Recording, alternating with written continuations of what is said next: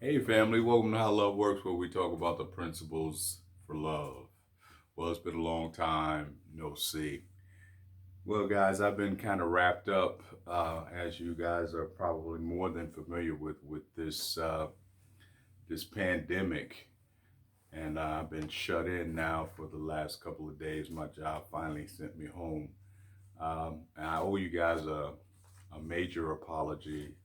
I know I haven't had a whole lot to say about Married at First Sight episodes 12, 13, and I apologize for that. I made it uh, painfully clear that I really wasn't really big on the individuals that they selected, but I think that what I want to do going forward is I want to go ahead on and say what I need to say, at least give you a rehash on what I saw. I'm going to talk about just briefly um, episode 12 and episode 13. I'm just kind of go over the high points with you real quick, and then we'll go to episode 14. It's kind of like a review more than anything. Episode 12 had to do with the recommitment, and it had to deal at that time. Zach was, he still hadn't moved in. You guys are certainly aware of that. And, he did ultimately move in, but he didn't sleep in the same bedroom with Mindy at the time. Katie is having some issues with Derek and his dreams, and so she really wasn't feeling his dreams. Of course, Jess and Austin were really not really having any real, what I would call real issues. She was just wasn't sure if she wanted to let him know how she really felt about him. And of course, Mike and Mika.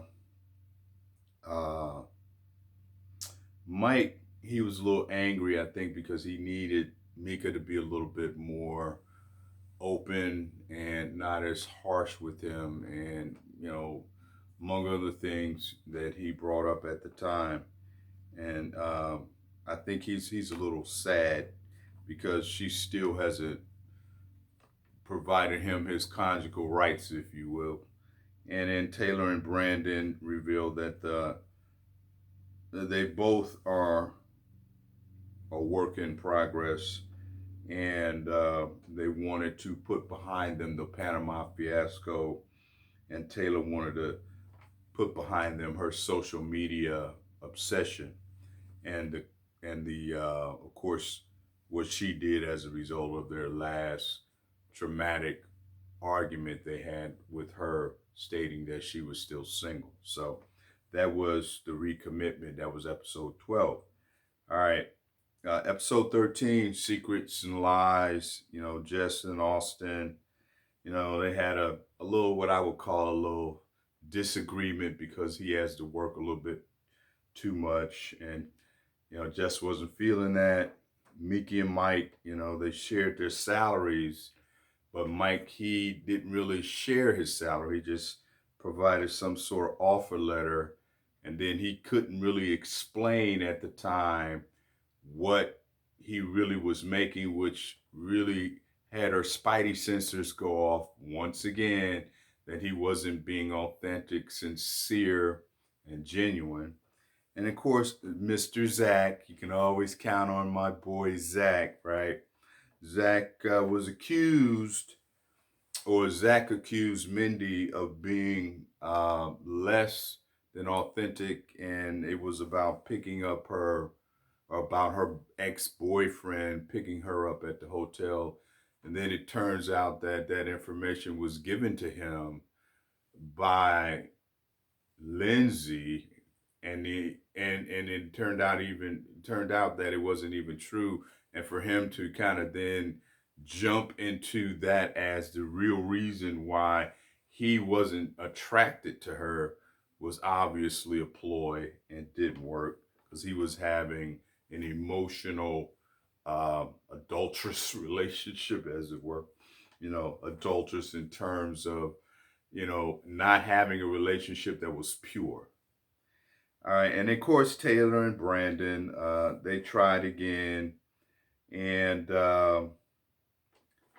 he moved back into the apartment. You guys know that. And of course, the dog jumped between him when he jumped into bed, tried to reassert his dominance. And of course, they went out, played a little basketball where he lived and all that good stuff. Everything looked like on the surface that it was going to work out. At least that's the appearance. And then, of course, Katie got into a shouting match. She got her little underwear all up in a bunch, and she calls Derek's dreams childish. And in a sense, she called him childish, and she was conflating his devotion to her and the marriage to his devotion to his dreams, and thought that his dreams meant more to him and had greater priority than she and the marriage. Of course, only an insecure female or male would make that quantum leap. And that brings us to uh, 14, episode 14. That took what, 5 minutes? Episode 14 it deals with Zach and Mindy officially, finally taking the relationship and throwing it where it needed to be thrown, which was deep six, is what we would call it in the Navy. She threw it overboard because she realized this man has never, from the beginning of the situationship, because she never had a relationship with him, it was always a dishonest relationship from the beginning. And so she finally kicked him to the curb. I got to give her props for that. And then Jess and Austin, of course, they're good. That's the group right there. That's the team. All right, they're good. And Brandon and Taylor, once again, they turned into another big argument. You guys know they went on the retreat and they were upset. Well, Brandon was upset because at first when I heard their argument, when I heard what Brandon had to say, because I was only hearing one side of the story, I said, well, I'm going to reserve my judgment about uh, this situation until I hear what she has to say. It turns out that when they got into their discussion about what he was so sensitive about, her staying the night and sleeping the night at her friend's house, turns out that she was angry because she had intended to spend time with him that day. He said he had to go to work. She drove him into DC to his job. Then it actually turns out he didn't go to work, which was deceitful, because he could have just said that he wanted to spend some time in the apartment, in the room, or he needed some alone time, whatever, some transition time, whatever. But he decides to go to his apartment without, and thinking that she wouldn't find out. That was very deceptive on his part. He didn't have an answer for that. And that angered her, so she decided to hang out with her friends. Because in her mind, she thought that, well, I guess I'm not putting words in her mouth. She felt like, well, I guess, well, if he doesn't want to spend time with me, I'll spend time with my friends. I go home whenever. And then, it turned into a big argument. And we all know what happens when Brandon gets his feelings hurt. All of a sudden, all the electronics starts coming off, and he starts getting angry, and he starts, bowing up his chest like he trying to be all that, like he ready to scrap. And so that's how it went down too. He ended up leaving like he always does. That's how he handles conflict. He just abandons, right? And then here comes Katie. Good old Katie. What does she do? Overreacts. Katie says that her husband is just showing love to all the wives and totally ignoring her, just totally distorting the whole picture. Just totally distorting the whole picture. I found out one thing about Katie real fast as I was watching her. She's very condescending to him. Just the way she speaks to him. She's very condescending. She has this moral superiority thing going.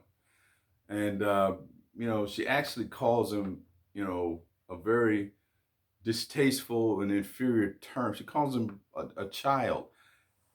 A man who has goals, a man who has a bucket list, a man who has ambitions to do other things, and then to share those things with the woman in his life, that's a gift. And she can't see that because she's the one, the thing she is suggesting he is, that's what she is. She's the childish one. She's the insecure one.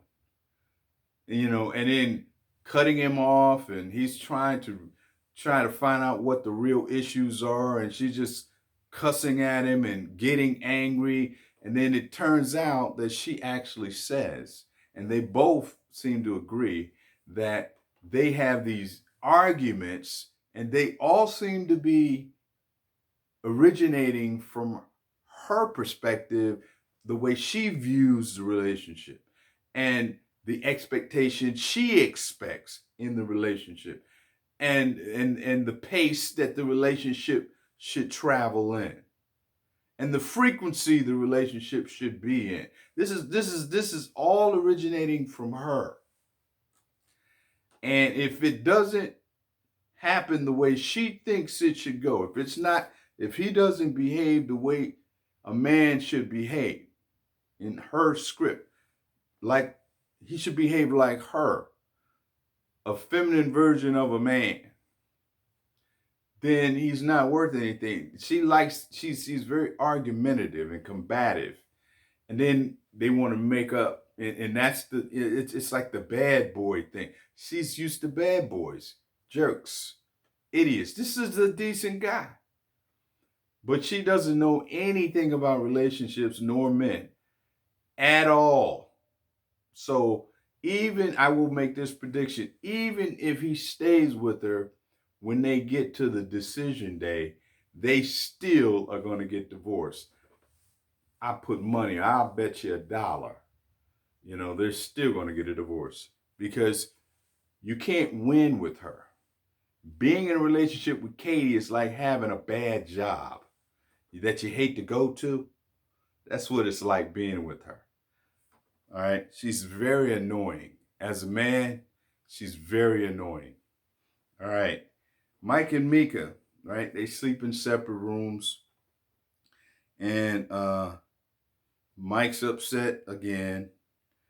It's very difficult to listen to Mike because Mike gives you a lot of reason why he does what he does. He does. He gives you a lot of reason why he does what he does. But there's no excuse to be lying to your wife. There may be a reason that you were adopted. So what? I was raised by a single woman. I got to go see my dad on the week, during the, I'm sorry, not the weekends, but I got a chance to go see my dad in the summer. All right. Big deal. I didn't like it. I didn't like the fact that I didn't have both my parents, but I at least had a relationship with my father. Okay. I can sympathize with the fact that he was adopted, but instead of looking at it with the glass half full, he has a view of looking at it with the glass half empty. It's like he's not grateful that his aunt took him in. He may give lip service to it, but his attitude and his actions and his affections don't translate. And so to use the fact that he was, in fact, adopted as a reason to lie to your wife about how much you were paid, about what you said the first day after the wedding, and to lie about things that really doesn't even matter. And then only to be told later by your sister / first cousin that, when he did tell the truth, or when he was transparent growing up, he experienced a lot of rejection. And so it's going to be difficult for him to change. Understood, I get it. But she's even giving him that. She's giving him that understanding. She's asking him, now I will say this, I will say this, I will give him or extend an olive branch. Yeah, Mika being 25, she can be a little harsh and she could be a little masculine, and she's not really good at being feminine.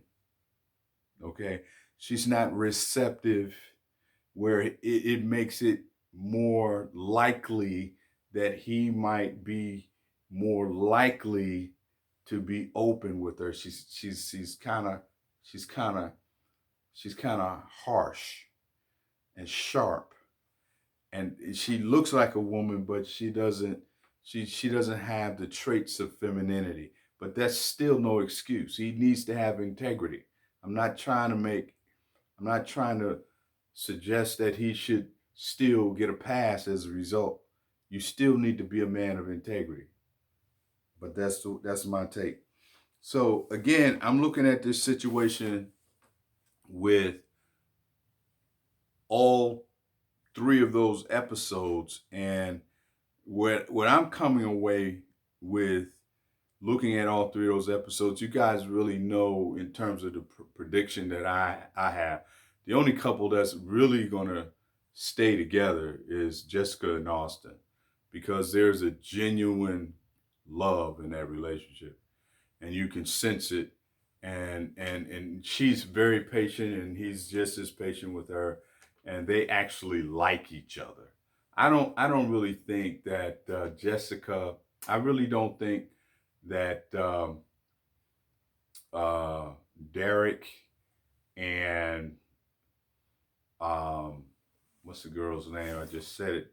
Derek and Katie actually. I think Derek does, but I don't think Katie actually even likes uh, Derek. I don't really think that um, my man Brandon actually even likes Taylor as a person, and vice versa. I don't even think that Mika and Mike even like one another. And I already know Zach didn't even like Mika. That's very important. And so if you don't even like someone, how can you partner with them? It's not possible. So I'm just going to end on this note. What I see was that Katie is still overreacting, being petty and jealous. Taylor is still accommodating, and Mike is still lying. Zach was being emotionally deceptive, and Mindy was still hopeful, and Jessica and Austin was still being good, and Brandon is still being predictable and being a rage monster, and Mika is still being defrauded. So, uh, from what I saw 5 types of love demonstrated in these relationships. I saw that in Zach and Mindy's case, it was what I would say it's a fraudulent kind of love. And in Derek and Katie, it's a fake form of love. It's just an inflated sense of importance, and it was all based on sex and feelings. And Austin and Jessica, initially, it was a fantasy kind of love, primarily coming from Jessica, but then it started to turn into a genuine kind of love. And then, well, I got it backwards. I'm sorry. Austin and Jessica have a faithful form of love, and it looks to me that and Derek and Katie, they have a fantasy form of love. It wasn't based upon anything but her fantasies. And of course, Brandon Brandon and Taylor, they have number 5, a fragmented form of love. It's traumatic, it's disorienting, it's dislocated, it's distorted, it's dysfunctional, and any other D word that comes to my mind.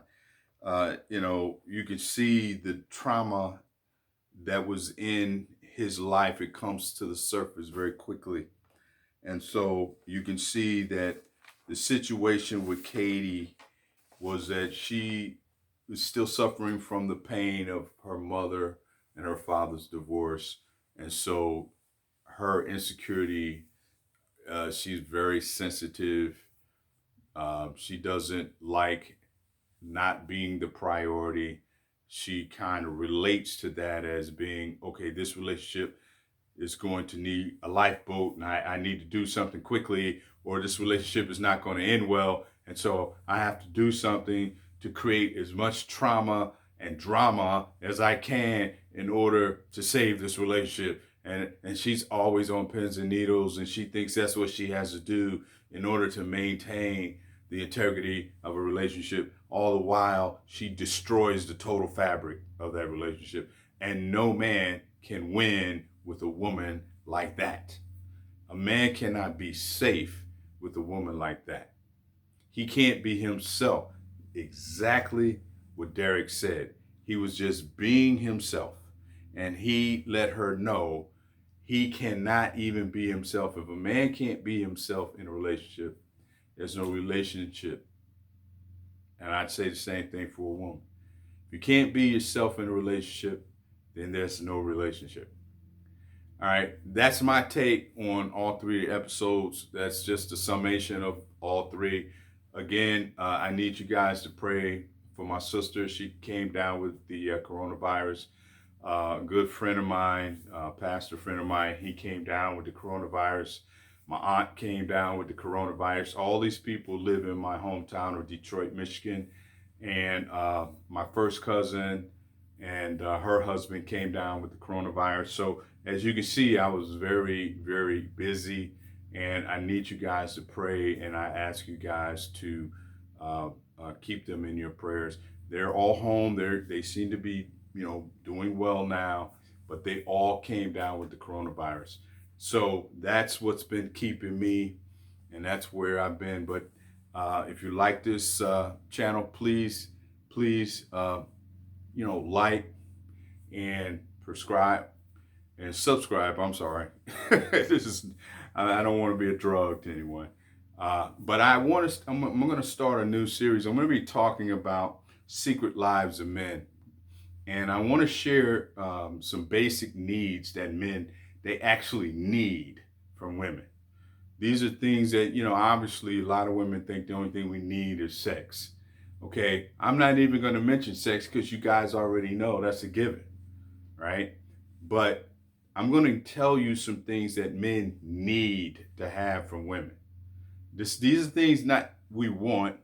These are not things that we necessarily desire, but these are things that we need. It's kind of like water, food, clothing, shelter, security, self-worth, all that stuff that you need to have.